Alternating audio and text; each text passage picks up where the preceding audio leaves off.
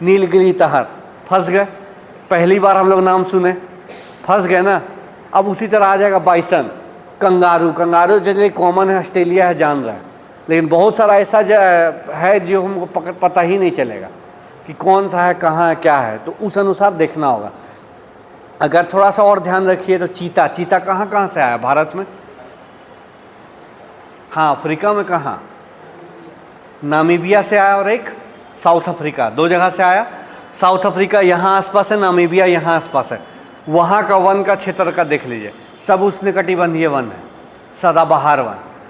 उस जानवर को वहाँ से लाया गया भारत में, तो उसके समकक्ष ना हम लोग को देना होगा उसका माहौल, नहीं तो कैसे रहिएगा, नहीं रह पाइएगा। आपको खाने का आदत है, यहाँ सरसों तेल खाते हैं, नारियल तेल हम लोग को आदत है खाने का नहीं। दक्षिण भारत चल जाइएगा, क्या बनता है? नारियल तेल पे। तो आपको खाने में बहुत दिक्कत हो जाएगा, शुरुआत का दिन में बहुत दिक्कत हो जाएगा। मजबूरी है तब तो खाइबे कीजिएगा, नहीं मजबूरी तो छोड़ के आ जाइएगा, यही होगा ना। मेरा कुछ दोस्त गया था इंजीनियरिंग करने केरला, ठीक है, वहाँ गया, बोला ना वहाँ भाषा समझ में आए, ना खाने समझ में आए, ना पढ़ाइए समझ में आए। क्योंकि उन लोग सोचा था कि केरला कॉलेज में हुआ कि इंग्लिश में पढ़ाएगा, वो लोग इंग्लिश तो यूज करा था 40% 60% मलयालम। अब फंस गया उन लोग तो ले लिया। अब क्या करें, 3 महीना में लोग छोड़ के आ गए। बोले नहीं होगा, नहीं सकेंगे। बोला दुकान में गए, बोले कॉपी देने, वो दे रहा है चावल, समझे में नहीं आ रहा उसको। तो अब कैसे बताएं उसको?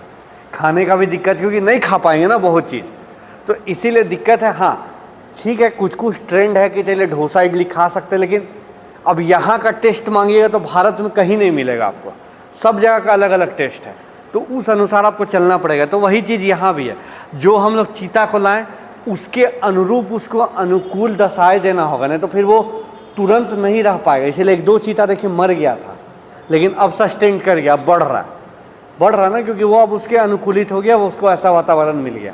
तो ये सब छोटा छोटा बात को याद रखिएगा तो पकड़ाएगा, ठीक है। ये सब पढ़े थे आप लोग इन्वायरमेंट में, पढ़े हैं ना? कुछ याद आ रहा है कि याद है सब? आप लोग पढ़े थे ज्योग्राफी में ये सब? नहीं, ये लोग ज्योग्राफी का पूछ रहे हैं इन लोग से, ये सब पढ़े कुछ? ठीक है, चलिए काम आएगा। नेक्स्ट लिखिए, गामा विविधता।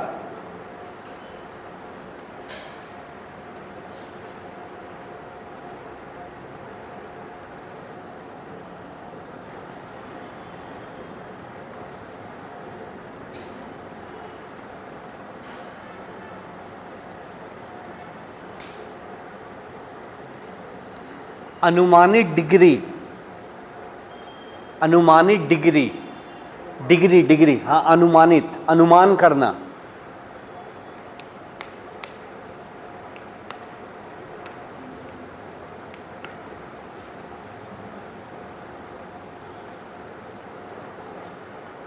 लिखिए, ज़्यादा नहीं हुआ है। गामा विविधता, अनुमानित डिग्री जिस पर एक ही अधिवास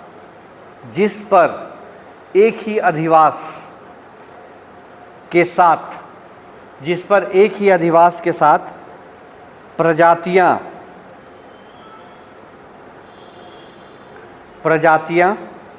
एक भौगोलिक क्षेत्र से, जिस पर एक ही अधिवास के साथ प्रजातियां एक भौगोलिक क्षेत्र से दूसरे में विस्तृत होती है, एक भौगोलिक क्षेत्र से दूसरे में विस्तृत होती है। हाँ, विस्तृत, एक्सपेंड होती है। अभी जो हम लिखा रहे हैं नोट, उसमें समझ में आ जाएगा। ये हो गया नोट।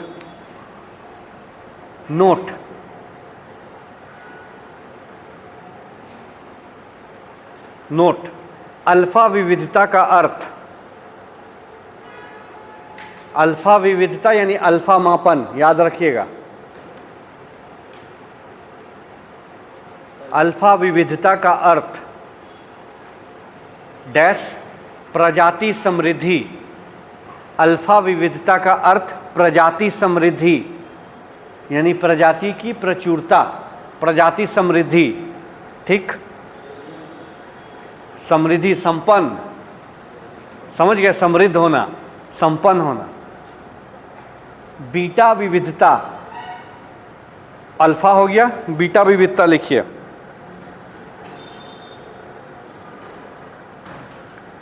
परिवर्तनों की, बीटा बताए परिवर्तन से बात होगा, याद रखिएगा। परिवर्तनों की अति संवेदनशीलता, परिवर्तनों की अति संवेदनशीलता।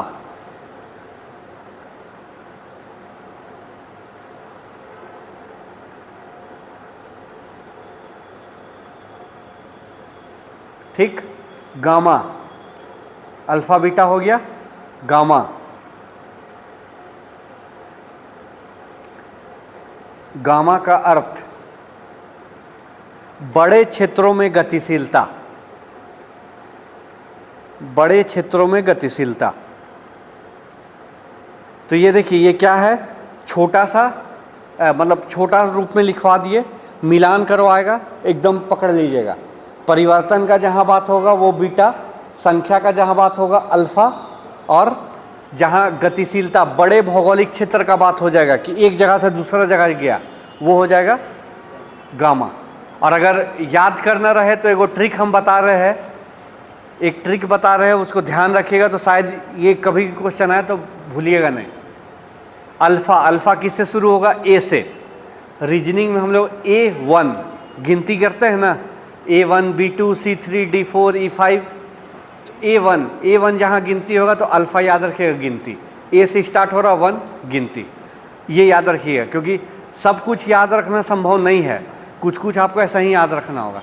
तो ए रीजनिंग का याद कीजिएगा, अल्फा, ए गिनती 1, अल्फा आकलन गिनती का हो गया।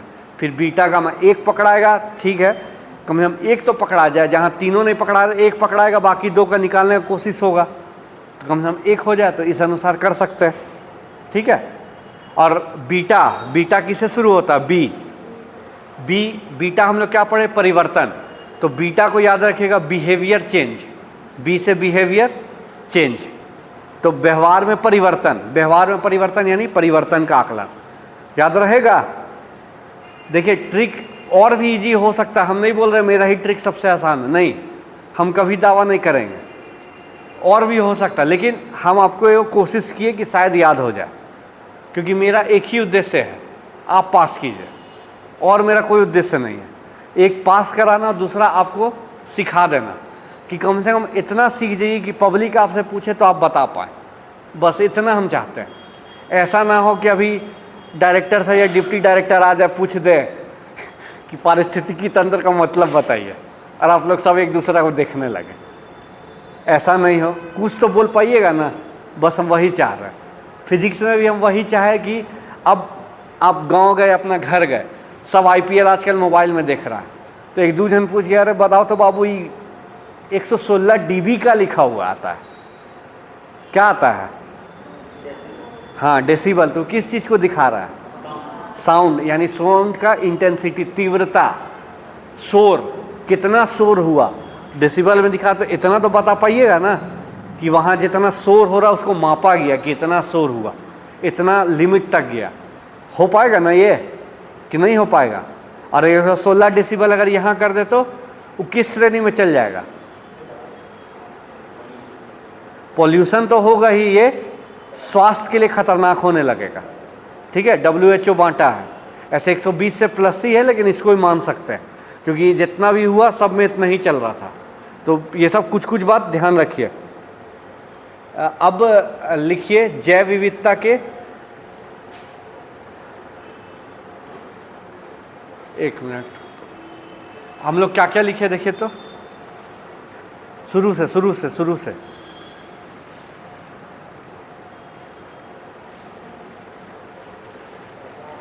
जैव विविधता लिखे, उसको डिफाइन किए, उसके बाद जैव विविधता प्रकार लिखे, जैव विविधता का आकलन लिख लिए, ठीक है, ठीक है, ठीक है। जैव विविधता की उसको क्या बोलेंगे,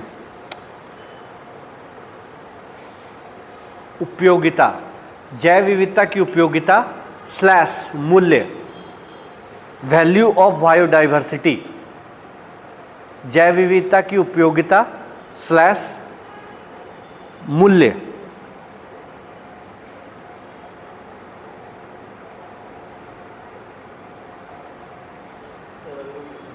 जैव विविधता की उपयोगिता स्लैश मूल्य।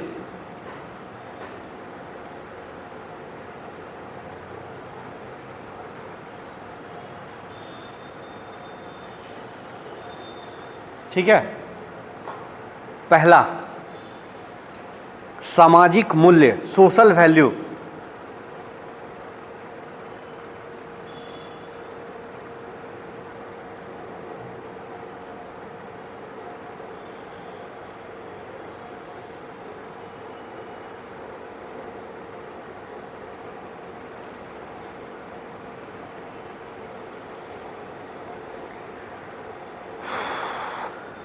अच्छा, हम समझा रहे तो आप लोग लिख लीजिएगा कि लिखवाएं इसको।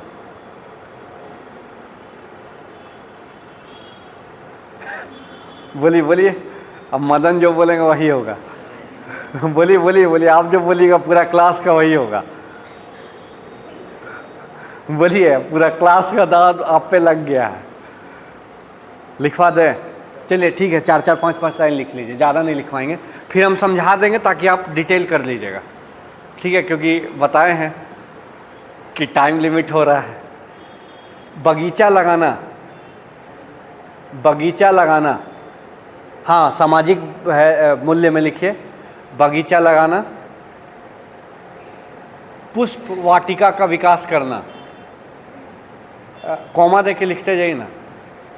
पुष्प वाटिका का विकास करना।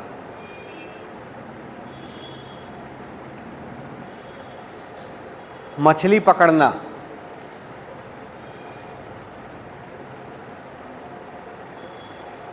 पशुपालन,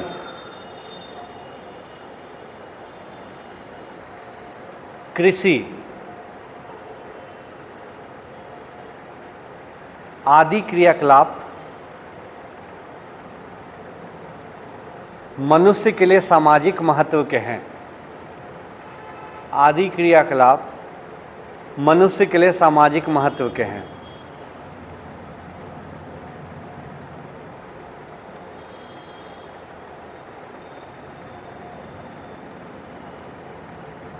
सामाजिक महत्व के लिए है। उदाहरण के लिए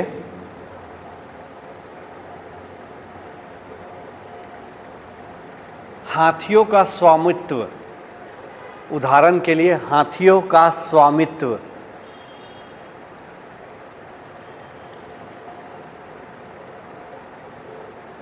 प्रतिष्ठा का प्रतीक है। हाथियों का स्वामित्व प्रतिष्ठा का प्रतीक है।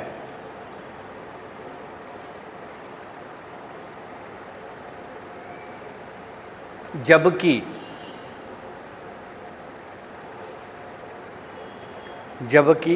अत्यधिक कृषि क्षेत्र का होना, जबकि अत्यधिक कृषि क्षेत्र का होना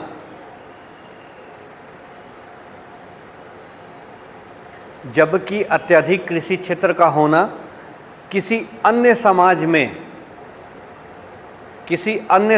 में प्रतिष्ठा का प्रतीक, किसी अन्य समाज में प्रतिष्ठा का प्रतीक।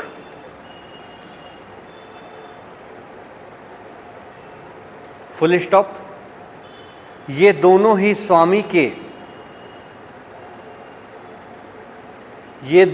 स्वामी के सामाजिक मूल्य में वृद्धि करते हैं। ये दोनों ही स्वामी के सामाजिक मूल्य में वृद्धि करते हैं। ये दोनों ही स्वामी के सामाजिक मूल्य में वृद्धि करते हैं। कहने का मतलब है, कल हम आप लोग को बताए थे ना एक कार्यात्मक विविधता बताए थे ना, कार्य अलग अलग होना नहीं बताए थे। लोहार का काम अलग, सोनार का काम अलग। ऐसे कीजिए तो कैसे होगा कार्यात्मक विविधता। तो जैसे कोई अपने फील्ड में बहुत तेज है तो उसका समाज में बहुत नाम है, वो उसका सामाजिक दायित्व हो गया। एक दूसरा, जैसे हाथी स्वामित्व का प्रतीक होता है, किसी के पास कृषि क्षेत्र बहुत है, उसका समाज में अलग है, बहुत बड़ा किसान है, बोलते हैं ना, तो अलग उसका प्रतीक है। तो ये सब सामाजिक दायरा से जुड़ा हुआ, इसमें जितना तरह का विविधता आएगा वो सामाजिक मूल्य में कहलाएगा। सामाजिक मूल्य कहने का मतलब है समाज के अंदर जितना चीज़ चल रहा है, अगर उसमें विविधता उत्पन्न होगी, सब किसके लिए काम होगा? सामाजिक विविधता। अगर इसी में देखिए रोजगार के अवसर कम होगा तो सामाजिक विविधता कम हो जाएगी, होगा ना। गांव में देख लीजिए, अगर किसी को आप कुशल मत कीजिए, यानी कौशल प्रदान मत कीजिए, किसी को पढ़ाइए लिखाइए मत, तो अधिकतर सब क्या करेंगे? मजदूरी। उसके अलावा कोई काम होगा? नहीं होगा। उस गांव में अगर 1000 जनसंख्या है तो 900 आदमी क्या कर रहे हैं? मजदूरी। वहाँ कार्यात्मक विविधता हुई, सब एक ही काम में लग गए, एक ही काम चल रहा है। लेकिन अगर आप उस गांव में स्कूल भी खोल दीजिए, कौशल प्रशिक्षण केंद्र खोल दीजिए, यानी सिलाई मशीन सिखाया जा रहा है, किसी मशीन को बनाने का काम सिखाया जा रहा है, अस्पताल भी खोल दीजिए, खेती भी हो रहा है, पशुपालन के लिए फार्म भी खोल दीजिए, तो वहाँ के जो भी युवा है या जो भी काम करने वाले हैं वो क्या करेंगे? कुछ लोग कौशल प्रशिक्षण केंद्र जाएंगे, कुछ लोग स्कूल में कर्मचारी बन सकते हैं, हम शिक्षक नहीं बोल रहे, कर्मचारी बन सकते हैं ना। कुछ लोग कृषि कार्य में लग सकते हैं, कुछ लोग हॉस्पिटल के कर्मचारी बन सकते हैं, डॉक्टर नहीं कर्मचारी बन सकते हैं ना। और अगर कोई फैक्ट्री भी खुला है तो उस फैक्ट्री में कर्मचारी बन सकते हैं। तो देखिए कार्यात्मक विविधता हो गई, सब रोजगार कर रहे हैं, लेकिन सबके लिए क्या है? अलग अलग हुआ। सामाजिक मूल्य बढ़ा, समाज का दायरा बढ़ा, वही सामाजिक मूल्य है कि जितना ज़्यादा जैव विविधता होगा, जितना ज़्यादा विविधता होगा, सामाजिक मूल्य बढ़ेगा। लेकिन हम लोग को यहाँ पढ़ना क्या है? जैव विविधता। तो हम लोग फैक्ट्री उट्री का बात नहीं कर सकते, वो क्या हो गया? कृत्रिम, हम लोग का बनाया हुआ है ना, जैव विविधता का पार्ट नहीं। जैव विविधता में आप लोग को जीव जंतु वनस्पति से संबंधित करना होगा। तो इसीलिए लिखे क्या है? बगीचा लगाना। फूल पौधा क्या होगा? जैविक चीज़। मछली पकड़ना जैविक चीज़, कृषि करना जैविक चीज़, पशुपालन जैविक चीज़, सब जैविक चीज़ है। इसमें विविधता है तब हम इस काम को कर पा रहे हैं, नहीं तो नहीं कर पाएंगे। कर पाएंगे, मछली नहीं होगा तो कर पाएंगे, अलग अलग पशु नहीं होंगे तो कर पाएंगे। अब पशुपालन में भी देखिए अलग अलग है, कुछ लोग सिर्फ गाय पालते हैं, कुछ लोग सिर्फ भैंस पालते हैं, कुछ लोग गाय भैंस दोनों पालते हैं, कुछ लोग घोड़े को पालते हैं ना, कुछ लोग ऊँट पालते हैं क्योंकि रेगिस्तान का एरिया में आवागमन का यातायात का साधन होगा, कुछ लोग सूअर पालते हैं ना, पालते हैं कि नहीं, कुछ लोग बकरी पालते हैं यानी जो मीट के लिए सप्लाई होता है, कुछ लोग मुर्गी पालते हैं, कुछ लोग मछली पालते हैं। तो पशुपालन का अगर बात करें तो सब आ गया। तो अलग विविधता हुई ना। विविधता किस लिए हुई? क्योंकि जैव विविधता है इसलिए। बगीचा आप लगा रहे हैं या पुष्प वाटिका यानी अलग अलग फूल का मिलना, विविधता है तब ना आप लगा रहे हैं। मान लीजिए सिर्फ गुलाब का फूल लगता तो पुष्प वाटिका होता नहीं, वो गुलाबी का ना पूरा बगीचा हो जाता, होता कि नहीं। जो पेड़ पौधा फूल बेचते हैं वो क्या है? अलग अलग वेराइटी है तब ना बेच पा रहे हैं, एक ही वेराइटी रहता तो बेच पाते। यही है जैव विविधता। समझ में आ रहा है कुछ? देखिए पहली बार पढ़ रहे हो सकता ना समझ में आए, क्योंकि बहुत चीज़ इसमें ना हम जो बोल रहे हैं वो थोड़ा फिलॉसफी भी चल जा रहा है। फिलॉसफी यानी दर्शन, दार्शनिक चीज़। तो इसीलिए हम लिखवाने में कोशिश कर रहे हैं कि आपको इजी शब्द लिखवाएं, हार्ड हम नहीं लिखवाएं, यही हम कोशिश कर रहे हैं। लेकिन समझाने में हम इसलिए बोल रहे हैं ताकि आपका थोड़ा लेवल बढ़ जाए, ठीक है। और ज़्यादा कुछ नहीं, छोटा छोटे चीज़ है। नेक्स्ट लिखिए नैतिक मूल्य।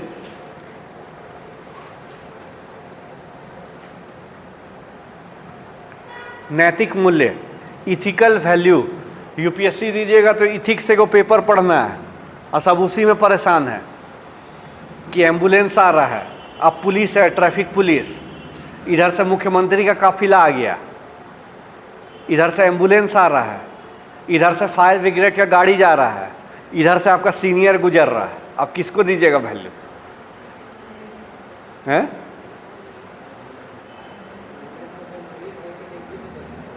वो भी बात है, वही तो बात है, वही तो एथिक्स है।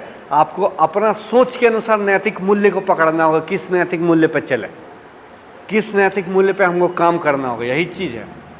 उसमें देखना होगा अगर एम्बुलेंस में मरीज है तो पहले तो एम्बुलेंस पार होगा, लेकिन अब इसमें कॉन्ट्राडिक्ट क्या होगा कि आप तो एम्बुलेंस में जाता हो मरीज को बचा रहे हैं, लेकिन जो वहाँ घर जल रहा है वहाँ का आदमी को कौन बचाएगा? तो फायर ब्रिगेड का गाड़ी को जाने दीजिए ताकि जल्दी पहुँच के ज़्यादा से ज़्यादा संख्या में बचाए। ये भी बात है। मुख्यमंत्री को आप रोक सकते हैं, लेकिन फिर आपका नौकरी पे सवाल उठ जाएगा। मुख्यमंत्री अगर देखिए, मुख्यमंत्री अगर नैतिक मूल्यों को समझता है तो खुद रुक जाएगा। जैसे देखिए, बहुत बार नरेंद्र मोदी का काफिला जा रहा था, रोक दिया गया कि एम्बुलेंस को पार होने दो। बहुत सारा मंत्री विधायक पार होता तो रोक देता, नहीं जाने दो, होता है ना। लेकिन कुछ कुछ नहीं रुकता है। हम तो हम ही, बाकी से हमको मतलब नहीं है, होता है। तो वो अलग चीज़ है। आपका सीनियर आपको सवाल जवाब कर सकता है तो आप सीनियर को बात कीजिए। आप बोलिए कि सर मेरे लिए पहले जान बचाना था, फिर हम किसी को देखते। तो अलग अलग है। तो इस तरह से सब नैतिक मूल्य आते हैं। अब नैतिक मूल्य आपके लिए इसमें डिपेंड करेगा। जैसे टोटम कल भी बताए थे, किसी किसी जनजाति का क्या है नैतिक मूल्य की, उसकी संरक्षण करना, रक्षा करना है ना। लेकिन कुछ कुछ उसको शिकार के तौर पे करते हैं ना। तो सबका अलग अलग है। कोई उसको व्यापार का तौर पे नैतिक मूल्य समझ रहा, कोई उसको बचाने का तौर पे। यही है नैतिक मूल्य। आया समझ? ठीक है। देखिए, हो सकता है नहीं समझ में आए, लेकिन धीरे धीरे पढ़िएगा तो हो जाए, क्योंकि स्टार्टिंग से मेंस थोड़ा लेवल का चल रहा है, तो आपको उसी अनुसार पकड़ना होगा। ठीक है। तो खैर अच्छा है, अभी से कर लीजिएगा। तो हम पक्का बता रहे हैं, अगला बार में नहीं फंसिएगा। और कम से कम मेरा पेपर में बहुत ज़्यादा चांस है कि नहीं फंसिएगा। हाँ, अब अगर छोड़ दीजिएगा पढ़ना लिखना तब तो हम नहीं बोलेंगे कुछ, लेकिन नहीं फंसिएगा। तो नैतिक मूल्य लिखिए। कई लोग अपने आर्थिक लाभों के लिए, कई लोग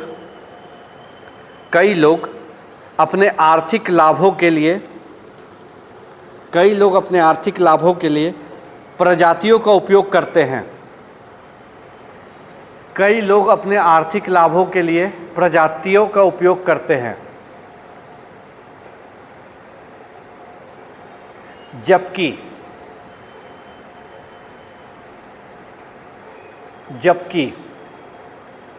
कई अन्य उन्हें बचाने का प्रयास करते हैं। जबकि कई अन्य उन्हें बचाने का प्रयास करते हैं। जबकि कई अन्य उन्हें बचाने का प्रयास करते हैं।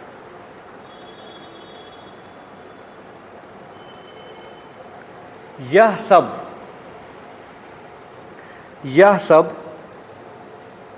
हमारे समाज के नैतिक मूल्यों के कारण ही संभव है।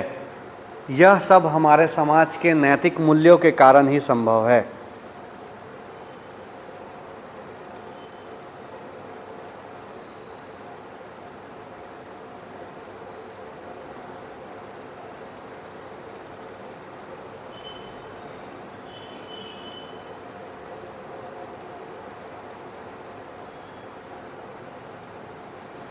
ठीक है।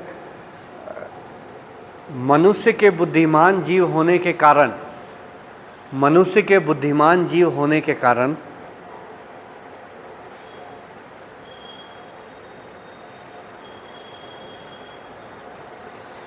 उसका यह कर्तव्य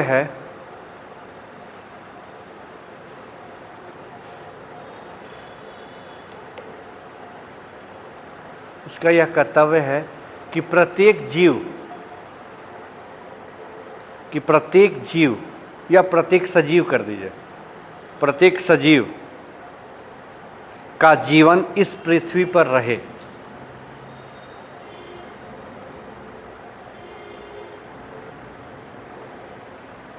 प्रत्येक सजीव का जीवन इस पृथ्वी पर रहे, यानी कोई ख़त्म ना हो। अब देखिए, प्राकृतिक चाहेगा तब अलग बात है, लेकिन अपने से देना है। अब आप सब शेर का शिकार कर दीजिए पूरा विश्व में, शेर बचेगा? ख़त्म। उसके लिए कि जीवन रहना चाहिए। नैतिक मूल्य, आगे लिखिए, नैतिक मूल्य हमारे संस्कृति का अंग है। नैतिक मूल्य हमारे संस्कृति का मूल्य है। नैतिक मूल्य हमारे संस्कृति का मूल्य है। नैतिक मूल्य हमारे संस्कृति का मूल्य है। इन मूल्यों की संरक्षण के